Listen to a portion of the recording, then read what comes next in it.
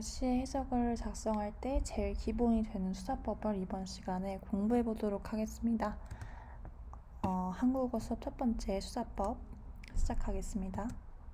먼저 개요를 살펴볼게요. 수사법은 크게 비유법, 변화법, 강조법으로 나눌 수 있는데 순서적으로 각각의 수사법에 어떤 세부적인 수사법이 있는지 살펴보고 그 다음에 그 예시들을 살펴보도록 하겠습니다. 그 다음 시간에는 어떤 내용을 중심으로 배울 것인지에 대한 간략한 소개로 영상을 끝마치겠습니다. 먼저 개요.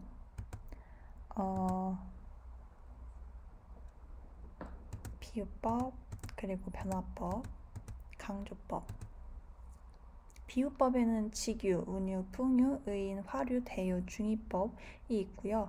변화법에는 반어, 역설, 도치, 서리, 문답, 도노, 대우법이 있고 강조법에는 과장, 반복, 점층, 점강, 영탄, 대조, 미화, 열거법 등이 있습니다. 이렇게 비유법, 변화법, 강조법을 사례들을 살펴보고 마지막에는 다음 수업 때 어떤 내용을 배울지를 간략하게 설명하고 넘어가도록 할게요. 비유법. 먼저 비유법은 표현하려는 대상인 원관념을 그와 공통점을 가지고 있는 다른 대상인 보조관념에 빗대어서 표현함으로써 그 자체의 성질, 모양 등을 뚜렷하고 선명하게 해서 내용을 쉽게 이해시킨 수사법으로 그 예시로는 철수는 걸어다니는 백과사전이다 를 들 수 있습니다. 여기서 원관념인 철수가 원관념이고 보조관념인 백과사전에 빗대어서 표현한 것입니다. 직유법은 비슷한 점을 가진 두 대상을 직접적으로 비교하여 표현하는 방법으로 비유법 중 가장 명료하고 초보적인 방법입니다. 예를 들어서 내 누님같이 생긴 꽃, 내 구름에 달 가듯이 가는 나그네, 정신이 은하처럼 맑다. 모두 직유법에 속하고 직유법은 보통 보조관념에 뭐뭐 같이, 뭐뭐처럼, 뭐뭐인 양, 뭐뭐인 듯이 등의 연결어가 쓰입니다. 은유법은 A는 B다 식으로 대상의 본 뜻을 숨기고 겉으로 비유하는 대상만을 내놓아 놓는 방법으로 직유법과는 달리 연결어가 없어요. 그 상태에서 은밀하게 나타내는 고도로 세련된 비유 방법입니다.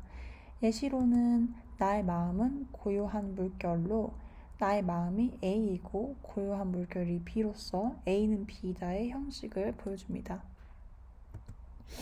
풍유법은 비꼬아 말하고자 하는 원관념을 속뜻으로 숨겨서 보조관념만으로 원관념을 간접적으로 드러내는 방법으로 속담, 격언, 우화, 풍자시, 풍자소설 등에 많이 쓰이고요. 예시로는 숭어가 뛰니까 망둥어도 뛴다더니 는 제 처지는 생각하지 않고 저보다 나은 사람을 모방하려는 사람을 비꼬는 말입니다. 의인법은 사람이 아닌 사물을 사람처럼 나타내는 표현 방법으로 예시로는 침묵의 하늘, 행복한 계절, 위험 있는 바위, 꽃은 웃고 버들은 손짓한다 등 모두 의인법을 활용한 문장입니다. 화류법은 무생물을 생물로 나타내는 표현 방법으로 예시로는 으르렁거리는 파도, 목마른 돼지, 잠자른 바다 등이 있습니다. 보통 의인법과 화류법을 많이 헷갈려 하는데 화류법은 보다 넓은 의미이고 인격성이 부여되었을 때 특히 의인법이라고 합니다. 보통 대상의 감정을 이입하여 표현하는 경우에 의인법이 많이 쓰입니다. 대유법은 원관념에 연상되는 어떤 일부분으로 전체를 표현하는 방법으로 예시로는 빵만으로는 살 수 없다. 패는 칼보다 강하다가 예시가 될 수 있는데 이때 빵은 먹을 것을 뜻하고 패는 지성, 그리고 칼은 무력을 뜻하는 단어입니다. 중의법은 말 하나가 둘 이상의 뜻을 나타내는 표현 방법으로 예시로는 꽃멍울이 있는데요. 이때 꽃멍울은 꽃망울과 멍울, 그러니까 멍울은 상처를 뜻하고 이 꽃망울과 멍울을 동시에 드러내는 단어입니다. 다음은 변화법을 해볼게요. 변화법은 문장이 단조롭고 평범하게 흘러가지 않도록 표현 방법에 변화를 주어서 독자의 새로운 관심을 불러일으키고 글의 뜻을 인상 깊게 하는 수사 방법입니다. 반어법은 표현하고자 하는 의도와는 정반대로 표현하는 방법으로 우리 일상생활에서도 많이 그리고 자주 쓰이는 표현입니다. 반어법은 표현하려고자 하는 내용을 우회적으로 표현하여 신선한 느낌을 주고 더 강조하는 효과가 있고요. 예시로는 잘한다, 잘해는 잘못했다는 뜻이고 잘 먹고 잘 살아라는 불행해지길 바라지만 반대로 표현한 문장입니다.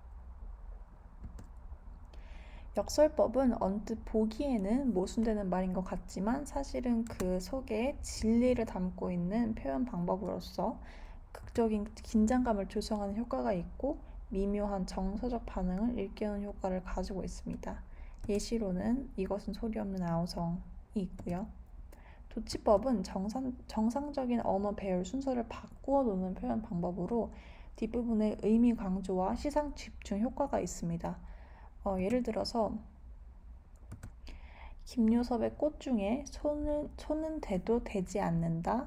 그 불은 도치법을 사용해서 원래 그 불은 손을 대도 되지 않는다가 올바른 언어 배열 순서이지만 순서를 바꾸어서 그 불을 강조시키는 문장입니다. 서리법은 불명한 결론을 의문형으로 만들어서 독자가 결론을 내리게 하는 수사 방법이고요. 서리법을 사용하면 독자의 주의가 환기된다는 효과를 가지고 있습니다. 예를 들어서 가난하다고 해서 사랑을 모르겠는가가 예시가 될 수 있겠고요. 문답법은 스스로 묻고 답하는 표현으로 독자들이 글의 내용을 쉽게 이해하고 생동감을 느낄 수 있도록 스스로 묻고 답하는 표현입니다. 예시로는 왜 자연을 보호해야 하는가? 그것은 두말할 필요도 없이 우리 자신을 보호하기 위해서이다가 될 수 있습니다.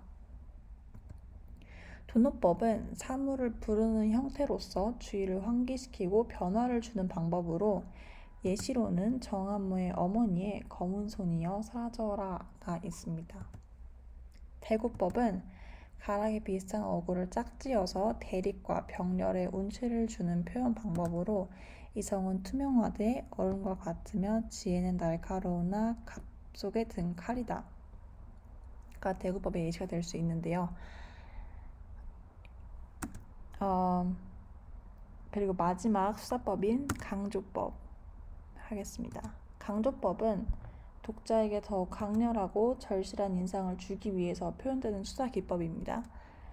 강조법에 포함이 되어 있는 과장법은 어떤 사물이나 사실을 표현할 때 실제보다 훨씬 크거나 작게 또는 많거나 적게 나타내는 표현으로서 예시로는 집체 같은 파도가 있습니다.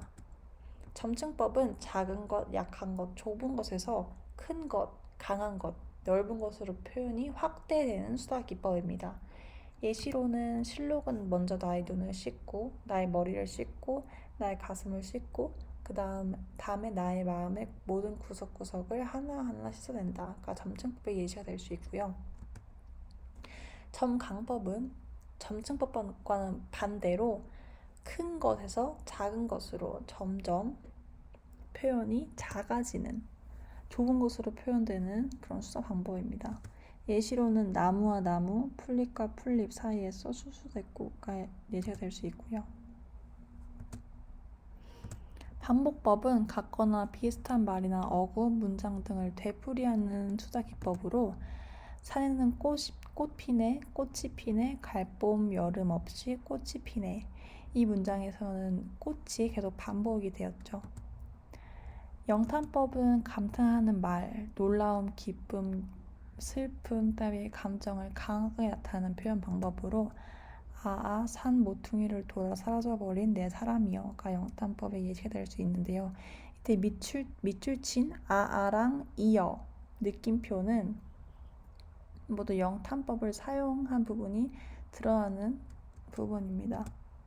열거법은 같은 종류의 사물을 크기나 정도에 따라서 순차적으로 배열하는 방법으로 기쁘고 슬프고 노여워하고 사랑하고 미워하는 것들이 모두 다 느낌의 움직입니다. 그러니까 열거법을 이용한 문장이고요. 대조법은 뜻이나 정도가 상반되는 사물을 대조, 비교하여 그 차이에 의하여 강하게 표현되는 방법으로 인생은 짧고 예술은 길다에서 짧고 길다 이렇게 뜻이 상반되는 게 대조가 되고 있죠. 미화법은 아름다운 것으로 만들어 나타내거나 높여 표현하는 방법으로 예시로는 아름다웠던 그 암이 죽음을 입맞추었네 를 들 수 있는데요. 죽음은 원래 아름다운 것이 아니지만 아름답다고 사용하여 아름답던이라는 단어의 사용으로 죽음을 미화를 했습니다. 강조법에는 이외에 생략법 그리고 연쇄법 등이 있습니다. 이번 시간에는 세 가지 수사법인 비유법, 편화법, 강조법과 정의 그리고 예시를 살펴보았는데요. 다음 시간에는 상징의 개념과 종류, 객관적 상관물과 감정이입에 대해 살펴보도록 하겠습니다. 감사합니다.